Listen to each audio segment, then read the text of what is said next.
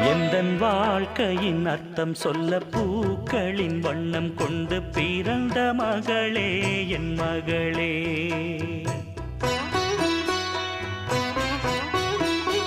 நான் வாழ்ந்தது கொஞ்சம் அந்த வாசத்தில் வந்துதித்து உயிரில் கலந்தா என் உயிரே.